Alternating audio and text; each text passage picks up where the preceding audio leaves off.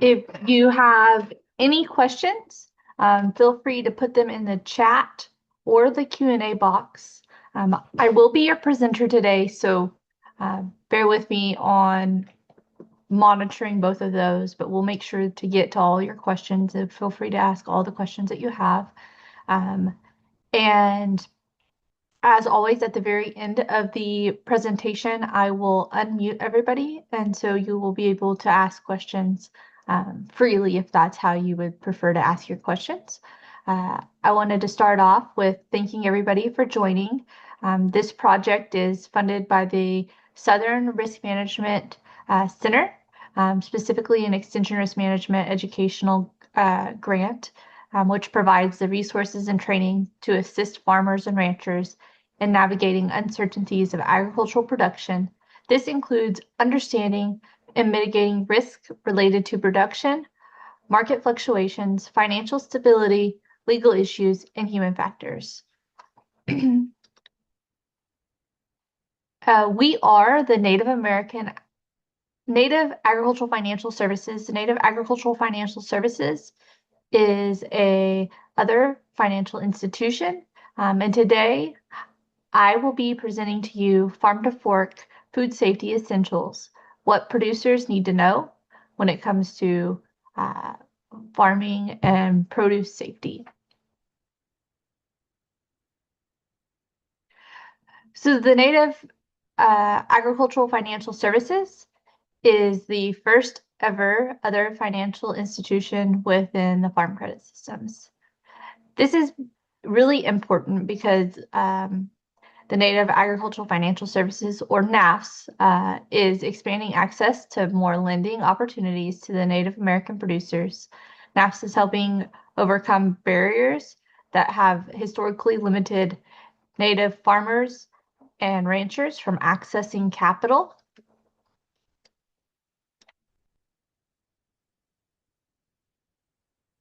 So through this partnership with the Southern Risk Management Center, we have been provided a Southern Risk Management Educational Grant, and that is how we have been able to fund the Third Thursday series. And so if this is your first time here, we meet every Thursday, every third Thursday at 2 p.m. Central Time, and go over a very large variety of different topics. All of those topics can be found on our website.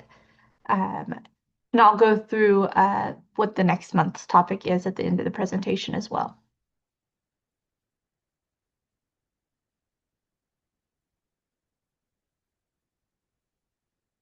So today we will be learning about specifically food safety on the farm and how it could potentially affect lending opportunities.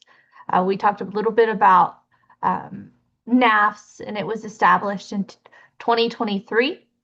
I will introduce myself, and then we'll go over just an overview of food safety, how it fits into agricultural risk management, go over a little bit of food safety management and why food safety even matters. And then, like I just said, if you're new to this and you're interested in our upcoming Third Thursday webinars, feel free to find us at www.nativeagfinance.org. On there is a contact us, and when you hit that contact us and fill out that form, that's when you'll start receiving our email blasts about upcoming information.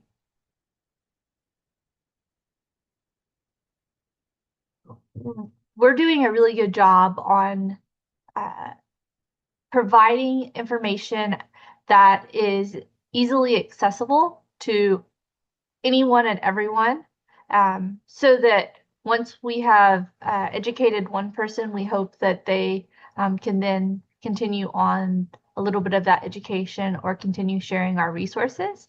So all of our webinars are recorded. They will go out in an email blast. Those recordings will, for individuals to be able to rewatch the webinars. They also can be found on our website in our resource library. And so every webinar that we've done in the past is located on that resource library, and you are more than welcome to go access all of those webinars if you ever feel like you didn't remember something or wanted to just reevaluate what we have taught previously.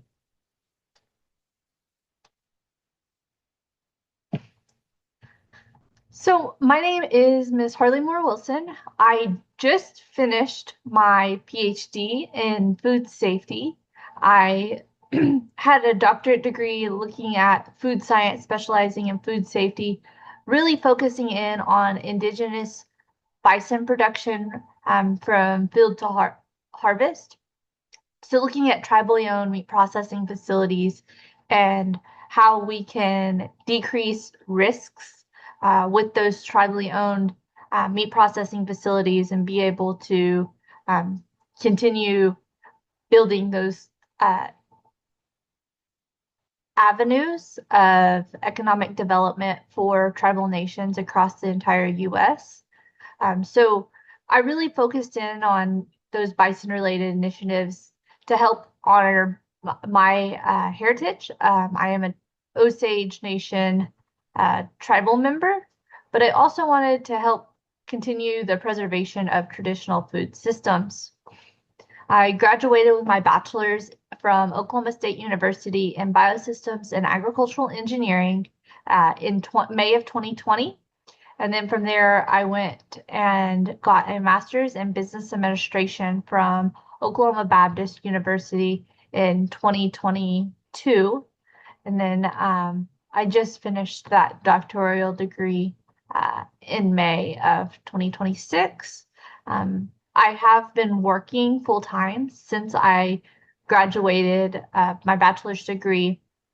I started out at a civil engineering firm in Tulsa and then moved into food sovereignty when I really learned that food sovereignty was my bread and butter of what I enjoyed. And so I was a natural resources and food sovereignty director of the Osage Nation for 3 years.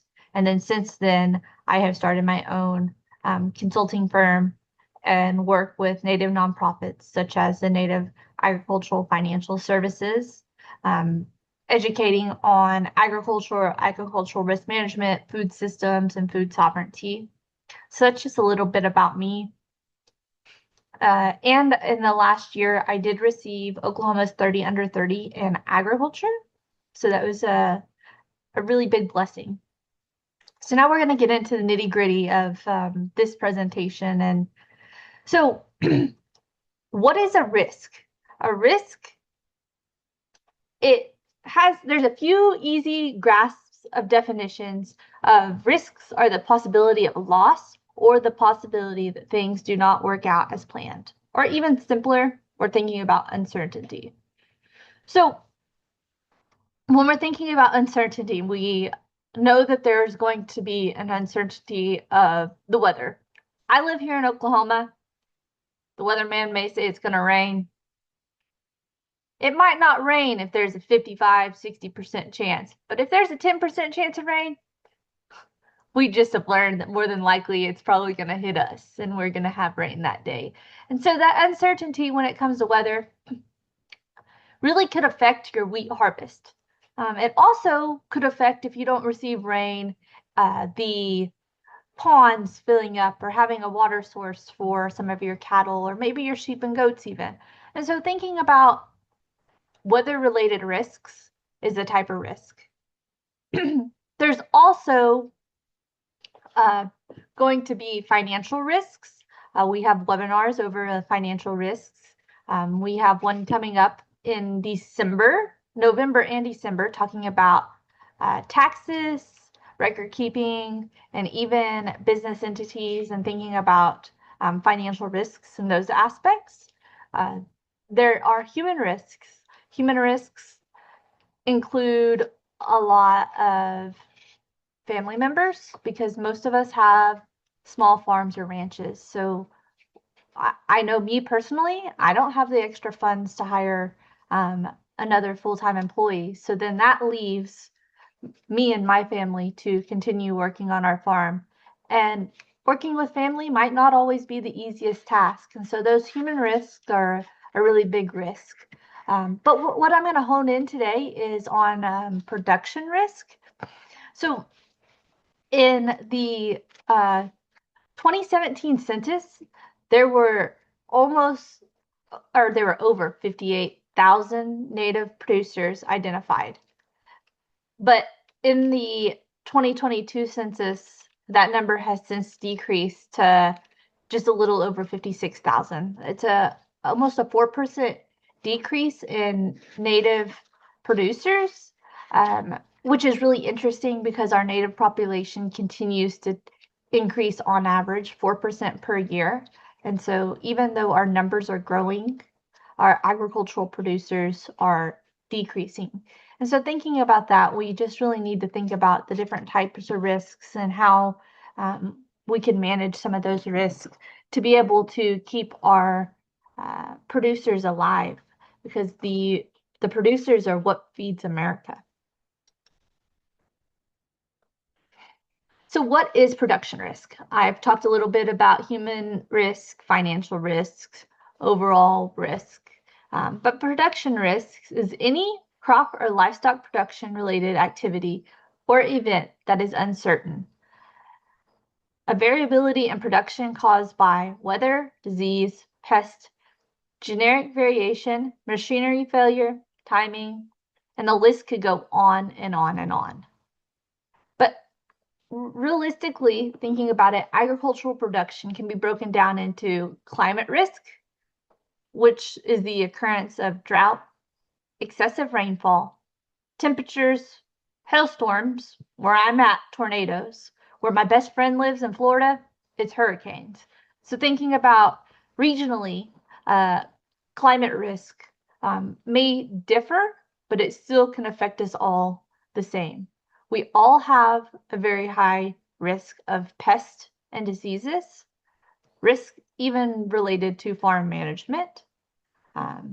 Such risks are higher for farmers engaged in monoculture crops that are particularly sensitive to correct use of high quality inputs or timing of the harvest. So thinking about monoculture, it's one type of crop essentially. So all corn, all wheat, all cotton, maybe even all beans. So thinking about having that diversity of crops within the year. Risk in agriculture can also be traced to farmers seeking to increase their incomes through higher risks, higher return cropping strategies.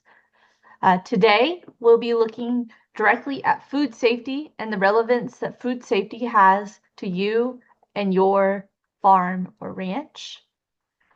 We think about that decrease of individual farmers, but the farm sizes of Native American farmers have increased.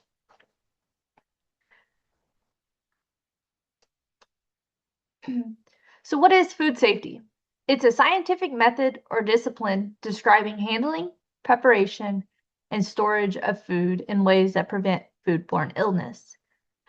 It's really easy to think about it's just a scientific method, but historically, our relatives had figured out ways to be able to eat food, to stay safe for their elders, for their young specifically, because those are our most vulnerable populations. And so there's some traditional knowledge there that we really did incorporate food safety historically within our tribes and tribal nations.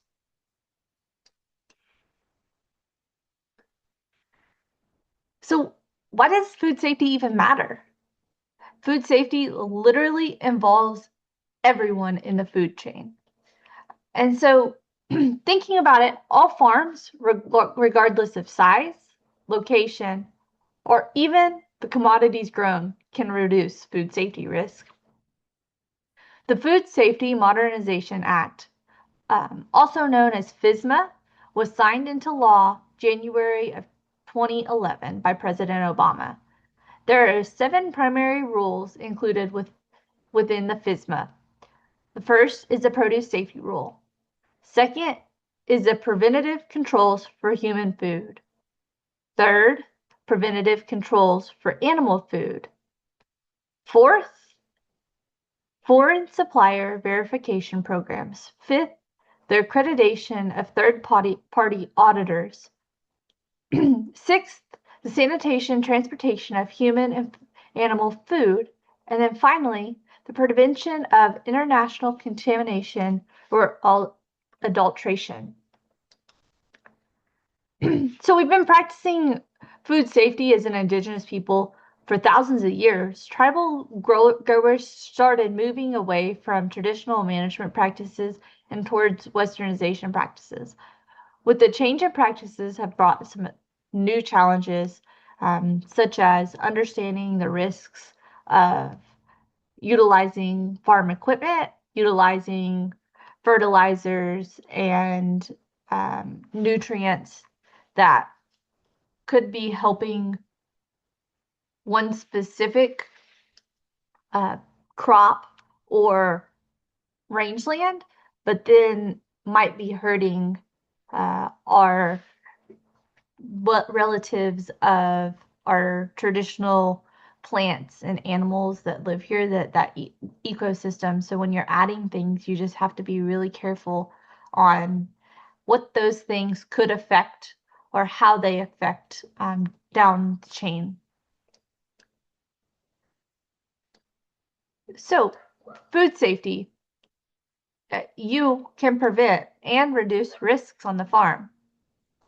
I'm speaking to every single one of you, know your farm and your practices, but do you realize the consequences of your practices and your actions directly impact the food safety and the financial viability of your farm. Food safety refers to the practices, conditions, and procedures used to prevent foodborne illnesses and ensure that food is safe to consume at all stages, from production to consumption. It involves controlling hazards and maintaining cleanliness and proper handling in the entire food chain supply, including growing, harvesting, processing, packaging, transporting, storing, and preparing food. The goal is to reduce the risk of contamination by biological, chemical, or physical hazards.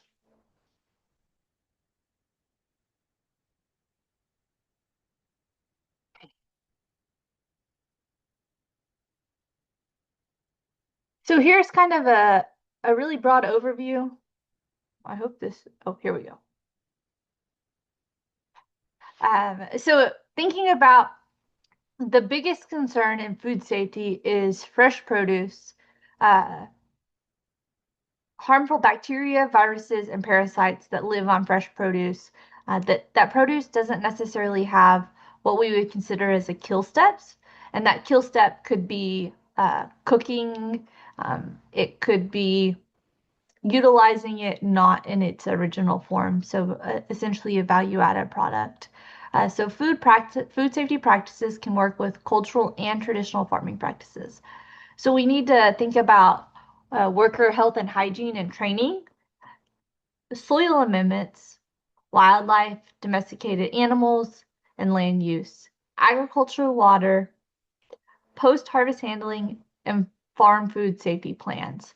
And this is kind of an overview of what I will be really kind of going into each of these a lot deeper and describing some examples. And feel free to ask questions at any point in time. Put your questions in the chat or feel free to save them till the end of the presentation. But produce safety can be really challenging for a number of reasons. A couple of reasons are because there's not a kill step for most fruits and vegetables. Contaminations are sporadic and could affect a small portion of crop. So knowing the contamination is difficult, or even being able to pinpoint where the contamination came from. Microorganisms are hard to visually see. Contamination is usually present at very low levels. Rough surfaces such as cantaloupes, large folded surfaces such as lettuce, and stem scars such as tomatoes provide great places for pathogens to hide.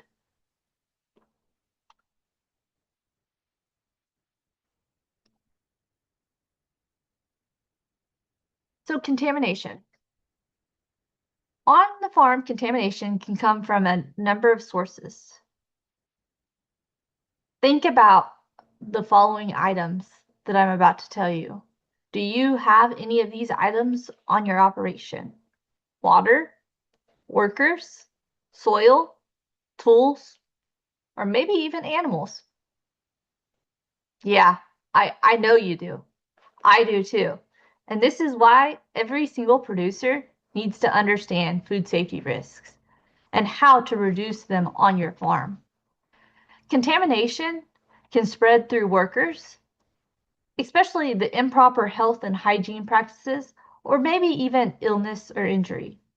Soil amendments, such as raw manure when it is applied too close to harvest.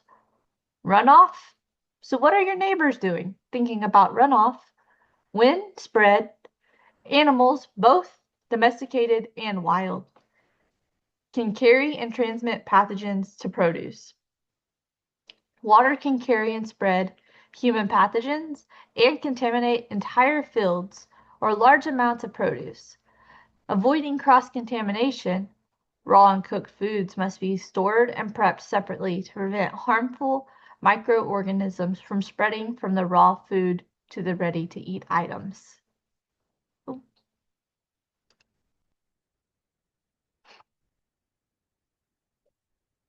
So thinking about worker health, hygiene, and even training. Have you thought about what kind of training does a farm worker truly need? Native producers carry significant and cultural roles in their communities. Foods are medicine to indigenous people. Personal hygiene, so food handlers must wash their hands properly, use clean equipment, and wear appropriate protective clothing, such as gloves and hairnets, to help prevent contamination. Humans can carry pathogens and spread them to produce, food contact surfaces, or other people while they work on the farm. Pathogens are most commonly spread directly or indirectly by fecal matter that can also be spread through saliva, mucus, or other bodily fluids such as blood. Workers who directly have contact to produce through activities such as harvesting and packing have the highest potential for contaminating produce. However, others on the farm, such as visitors, can contaminate produce. So thinking about training employees on potential routes of contamination, you also should help train them on proper health and hygiene practices. So for example, OSHA requires one restroom facility per 20 workers within a quarter of a mile from a working area. You also should be making sure that they know how to properly wash their hands. So for example, all of the public restrooms at this point have started going to the hand dryers instead of paper towels. Well, if you do this test at home, you'll be shocked. But I'm thinking about Germ-X, washing your hands and drying with the hand blow dryer, and washing your hands and drying with a paper towel, or just not washing your hands at all, has interesting effects. So when you are compared to not washing your hands at all and using Germ-X, that Germ-X is just spreading those germs around. So if you were to use a blue light and look at your hands, it's pretty crazy. Um, Washing your hands and using a hand dryer is a little bit of a step up, from using Germex or any type of antibacterial gel. But the most effective way to get all of the germs and bacteria off of your hands is washing your hands. I typically will sing the happy birthday song twice. It's about 30 to 45 seconds of washing your hands and really scrubbing your hands, and then utilizing the paper towel to completely dry your hands off, because that paper towel is going to pick up any extra leftover bacteria versus spreading them around, because the bacteria typically grows and excels in heat, and all of those hand blow dryers have a lot of added heat to them. So that's just a fun fact for today. And making sure that you keep corrective actions and record keeping when it comes to worker health and hygiene. So we're going to go into some soil amendments next. Risks associated with pathogens are definitely not new, but these pathogens and risks have changed over time. Raw manure represents a significant microbial risk to fresh produce, since animal manure can contain human pathogens. Manure can be a valuable resource to farms and nutrient cycling. There are always ways, such as through composting or by extending the time between application of manure and harvest, to reduce food safety risks when using raw manure as soil. So there are three types of soil amendments. There are biological, chemical, and physical. Biological soil amendments do contain the highest risk of potential contamination of human pathogens. So that example would be composting, manure, or even peat moss. Chemical risk and physical risk are a little bit lower when it comes to the risk of contamination. Chemicals, example would be fertilizers, and a physical amendment would be anything such as aerating your soil, to disking that soil even.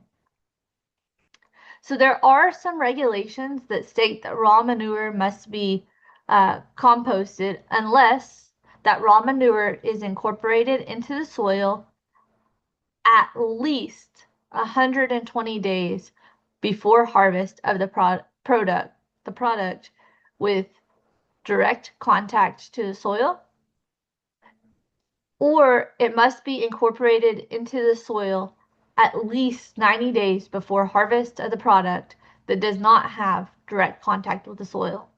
So thinking about direct contact with the soil, direct contact examples would be potatoes, onions, carrots even. And potatoes typically would not be consumed raw, and so they would have that kill step.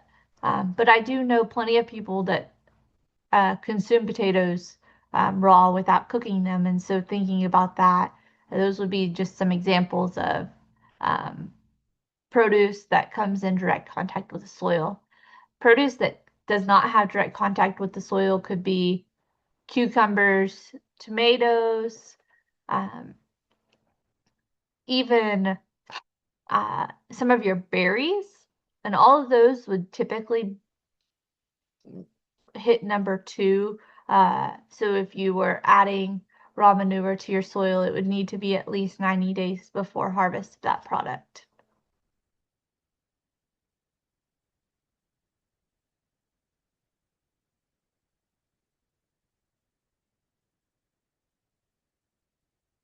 Well,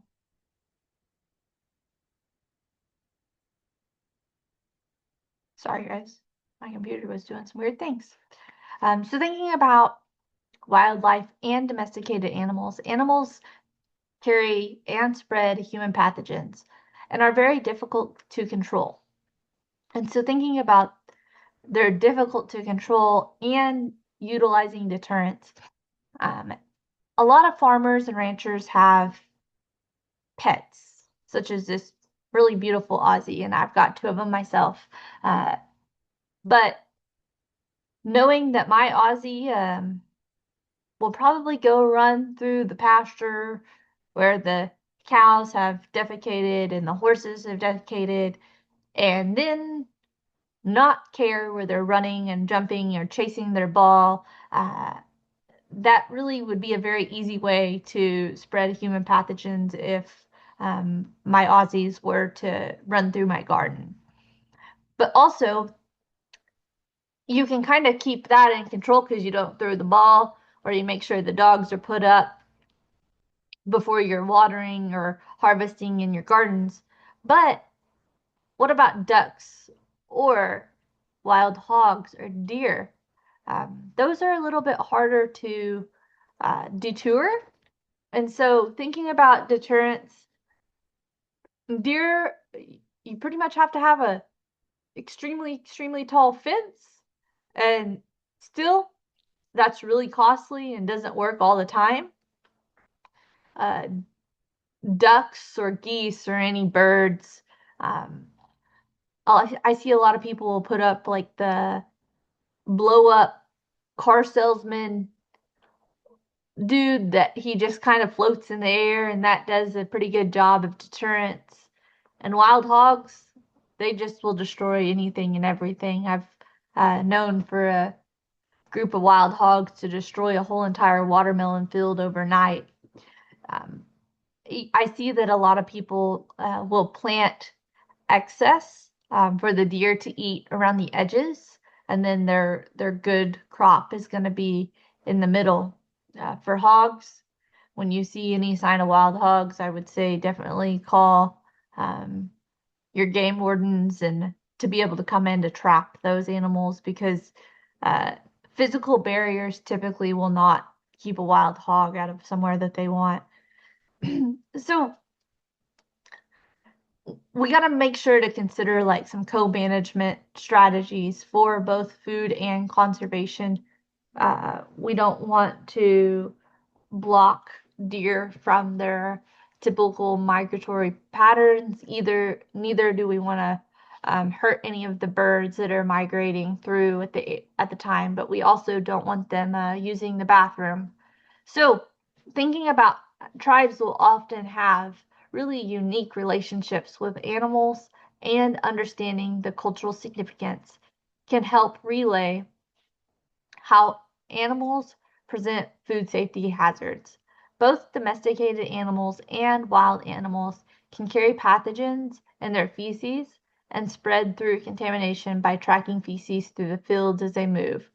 Produce can become contaminated directly or indirectly by the feces through contamination of water, cross contamination from wildlife movement, even.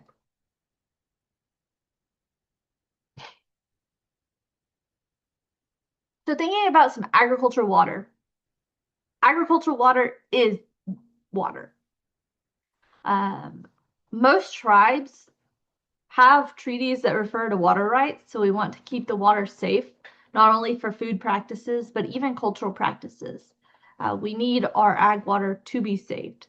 So there are two different types of agricultural water: pre-harvest water, so water that's in direct contact with the produce while it's growing, and then post-harvest is used for after harvest. Water is used in many ways on the farm, anything from irrigation to washing produce. Water is unfortunately a really great vehicle for carrying and spreading human pathogens. If the water becomes contaminated, water can be water can become contaminated at sources as well at any point in the distribution. And so when I'm talking about it can become contaminated um, at the source, so it could become contaminated at the pond, at the river, at the stream. It could become contaminated at the well, or even if you are on city or rural water, it could become contaminated at the source. But when it's talking about distribution points, it could become contaminated inside a hose if you're fixing the water from your house, inside the irrigation system.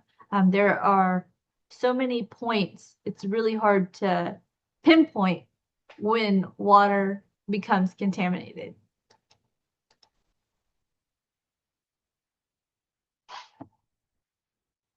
So thinking about some ag water, if there is less contact with water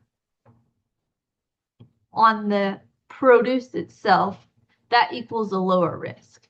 Contaminated ag water can pose as a food safety risk if that water is coming in contact with the edible part of the plant. And so thinking about the sources and the quality of the water, there are public water, groundwater, surface water. If you have groundwater or surface water that you're using for your farm or ranch even to water with, I highly recommend getting some test strips. They're pretty reasonable, and I would test your water pretty frequently. Also, if you're using public water, you could go to your city hall or town hall or even the rural water district, and they have to test that water frequently, monthly, and so you should be able to have access to understand what that quality of water is. So there's different types of application methods even. Water that touches the harvestable portion of the crop and water that doesn't touch the harvestable portion of the crop. And then understanding the timing of your application. The more days between the last water application and the harvest reduces the risk of transfer of bacteria. Surface water can be utilized in production of produce, but growers should be aware of the microbial quality and the risks that may exist. Contaminated ag water has been implicated in some foodborne outbreaks associated with fresh produce. Managing water on a long-term ongoing basis to reduce risk associated with various water sources and knowing that the water quality through long-term testing will help establish management practices. Risks are lower if the water does not come in contact with the harvestable portion of the crop. If you extend the time between the last application of water and the harvest, this also helps reduce the risk of water quality as a concern. So post-harvest ag water. Contamination can spread really fast through post-harvest water. That's because there are so many uses and cross-contamination opportunities for contamination to spread quickly. So thinking about the water, you have changing water, disposal water, surface water. Monitoring, you can monitor the pH, the temperature, the turbidity, and 3, the labels. So understanding that if you're using sanitizers, you need to make sure that you understand food grade versus food surface and the proper amounts and reading your labels. That's a really big one. Post-harvest water management can help prevent a small contamination event from becoming a really big one. For harvest and post-harvest uses, use only water that has no detectable generic E. coli in a 100 milliliter water sample. Consider adding sanitizer to your post-harvest water and monitor a key variable of both water and any sanitizer used to ensure post-harvest water quality. So thinking about sanitizer and sanitizing versus cleaning, those are two totally different things. I'm not sure that you realize that, but you can sanitize a clean area, but you can't clean a sanitized area. So cleaning comes before sanitizing. It is a two-step process. You must clean and then sanitize, and always use, if you're using a food surface sanitizer, then it's okay to clean the tables or the surfaces around the area that you'll be using. A food grade would allow you to use a sanitizer on your cutting board, for example. And so something that would have direct contact with that produce. And we're thinking about contamination of water sources. I live in oil well country. It's just one of those things of I know that my well water could become contaminated with salt water at any point in time. I know that our pond could become contaminated because my animals have the ability to get in and out of the pond um, anytime they please. And so that also could be a way of contamination, but also runoff can be a part of contamination. So thinking about what your neighbors are doing and how your neighbors could affect you. I went to New Zealand this past spring and really looked at food safety and um, understanding how they are trying to protect their environment, their foods, their agricultural systems. And they have a really large buffer zone for an organic farmer versus a non-organic farmer, thinking about how what your neighbor does still could affect you and make you become a non-organic farmer really fast if you have runoff that gets into your fields or your supplies or even into your water, because then that means that your produce would be non-organic because it's still, you might not be the one putting the application on, but it's still getting uh, to your end product. So we're thinking about now handling produce post-harvest. You want to make sure that you keep your facilities clean and organized. You need to have proper facilities or break rooms, along with restrooms for your employees, and then making sure that you address pest management. So having a bug guy or a rodent guy come in, and if you see any type of mice droppings or bugs in the area, that you call that pest management company as soon as possible to get out there. And you want to also make sure that there's also no standing water. Native people have managed trade routes for years that includes harvesting, packing, and even transporting agricultural products safely. But there are different risks today when handling these products. Temperature control. Food must be stored at appropriate temperatures to slow or stop the growth of pathogens. Refrigerated food should be kept below 40 degrees Fahrenheit or 4 degrees Celsius. Frozen foods should be kept below 0 degrees Fahrenheit or negative 18 degrees Celsius. Hot foods should be held above 140 degrees Fahrenheit or 60 degrees Celsius. There's also a practice called first in, first out, which ensures that older stock is used before the newer stock, minimizing the risk of spoilage.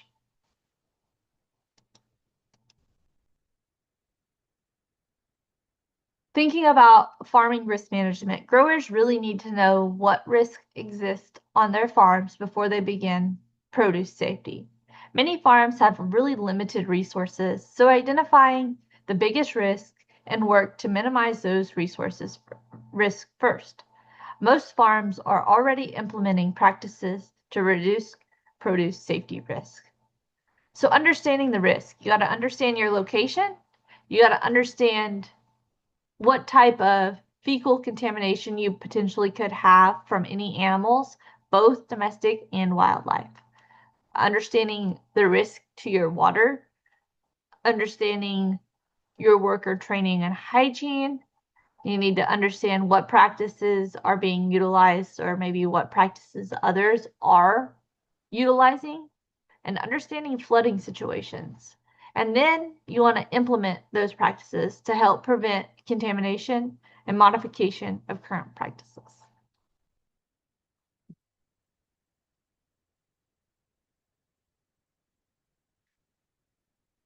So standing operating procedures, or SOPs,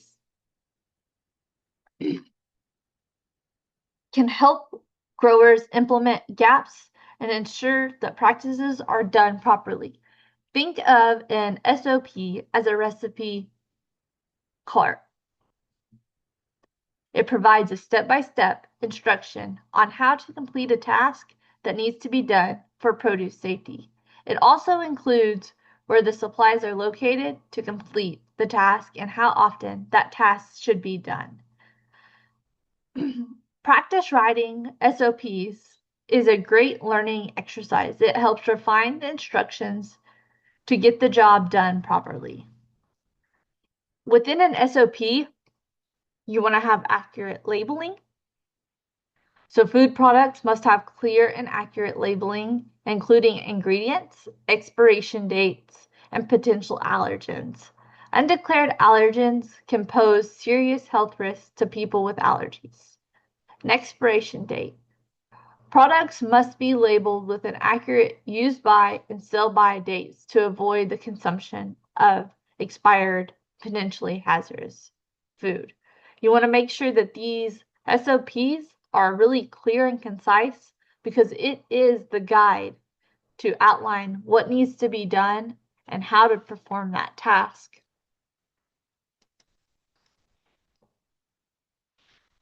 Corrective action plans.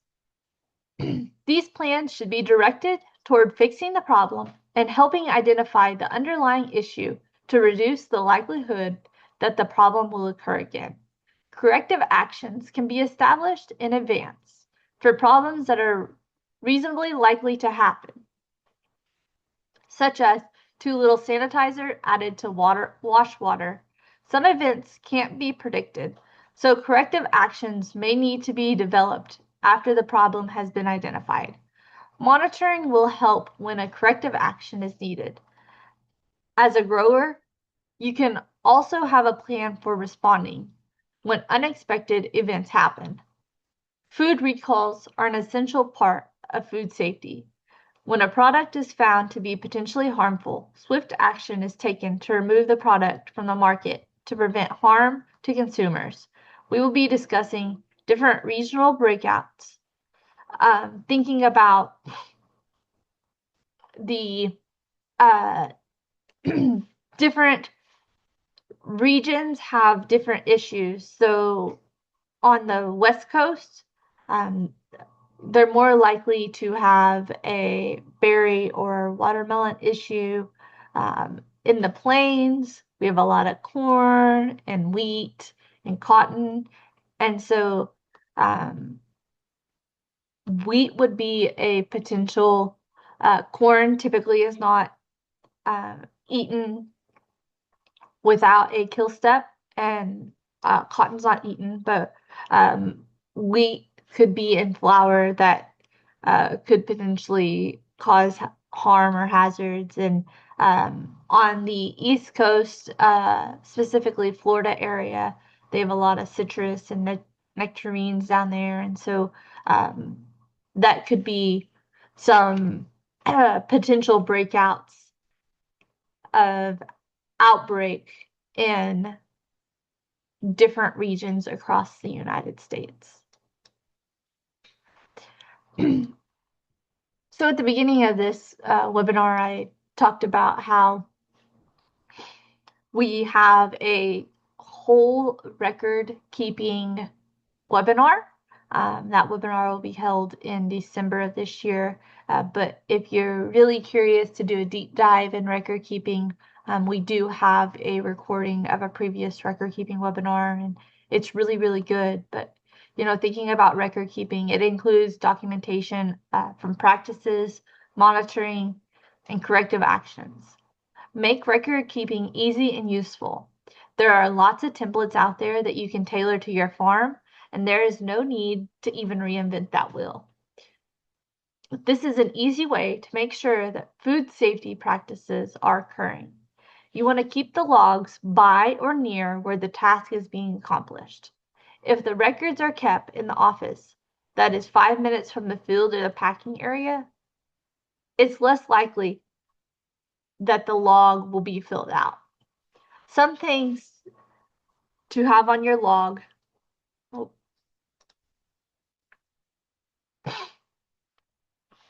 are date and signature from the person who did the activity, as well as the date and signature from the supervisor when the logs are reviewed. Per the FDA's Produce Safety Rule 112-164, logs must be kept for at least 2 years past the date of the record was created. Records can be stored off-site as long as they can be retrieved easily. There are a lot of benefits to record keeping. This helps you make sure that the task was completed and done properly. It helps you see trends or outliers that could potentially cause future problems. And so thinking about record keeping is a really good way to assure that your food safety practices are actually occurring, provides hard data to take to lenders.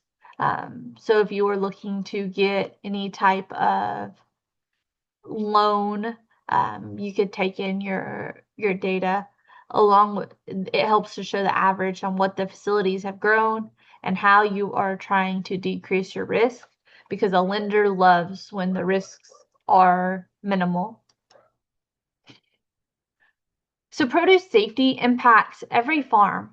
Outbreaks also impact health of consumers and reduce the confidence in produce and influence consumption decisions. Therefore, the financial viability of farms depend on safe produce because outbreaks can impact sales. Commitment to food safety is critical to the success of every farm food safety program, and leadership should be provided to guide the implementation and management of produce safety practices on each farm. Never underestimate the value of setting a good example for your employees to follow. Contamination can come from everywhere, and you can't sanitize a dirty surface. At this point, here is my contact information. I'm going to start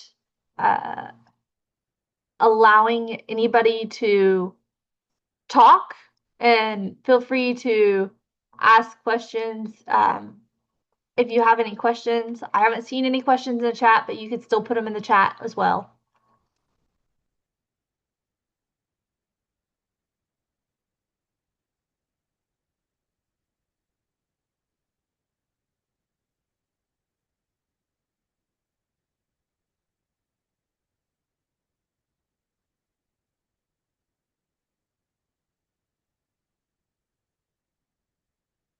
At this point, everybody should have the ability to unmute themselves and ask any questions that you want. I just wanted to say thank you guys again and give a big shout out to our partners at the Southern Risk Management Center for being able to fund our webinar series. There will be a webinar on July 16th at 2 p.m. Central Time. Mr. Ridge Howell will be the presenter for that, and Ridge always does a really great job. So I hope that each and every one of you can join us. I'll make sure and I'll give you guys a few more minutes. If you have any questions, feel free to ask them or put them in the chat. If not, we are finished with the webinar, so you guys can feel free to jump off if you'd like.